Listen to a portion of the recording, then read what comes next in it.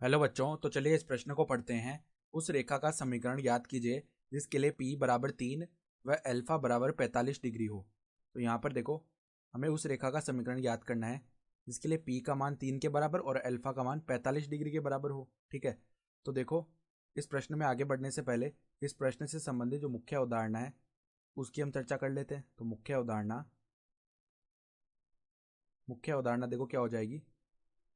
रेखा का अभिलंब रूप क्या होता है? रेखा का अभिलंब रूप में समीकरण क्या होता है? एक्स कॉस अल्फा प्लस में वाई साइन अल्फा बराबर में पी के बराबर होता है। ठीक है, तो पी होता क्या है? मूल बिंदु से उस रेखा पर जो लंब डाला जा रहा है उसकी लंबाई होती है पी। वो हमारे पास में 3 इकाई दी हुई है। और यहाँ पर ये अल्फा क्या होता है? जो हम मूल बिंदु से लंब डाल रहे हैं वो लंब धनात्मक अक्ष के साथ वामावर्त से कितना कोण बना रहा है, वही होता है अल्फा। ठीक है, तो यहाँ पर देखो हम चित्र बना के समझते हैं इसे। तो ये मान लेते हैं हम हमारा वाई अक्ष है। ठीक है, और ये हमारा एक्स अक्ष है। तो इनके कटान बिंदु को तो हम मूल बिंदु कहते हैं। ठीक है, इस प्रकार है एक्स अक्ष। तो यहाँ पर ओ हो गया मूल बिंदु। तो अब मान लीजिए ये रेखा है इस तरीके की। ठीक है, इसका हमें समीकरण याद करना है। तो मूल बिंदु से इस रेखा पर ये जो लंब डाला जा रहा है इसकी लंबाई p बराबर 3 दी हुई है हमारे पास। ठीक है, तो इसकी लंबाई p हो जाएगी। और साथ ही साथ देखो, इसकी लंबाई तो हो गई p,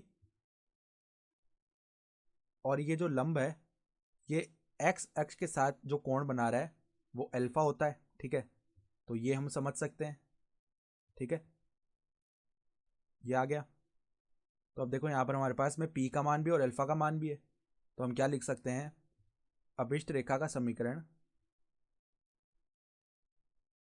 अभिष्ट रेखा का समीकरण क्या बन जाएगा? देखो, एक्स कॉस अल्फा, तो एक्स कॉस 45 डिग्री प्लस में वाई साइन 45 डिग्री बराबर में पी का मान कितना है? 3 है। ठीक है, तो कॉस 45 डिग्री का मान क्या हो जाएगा? 1/वर्गमूल 2।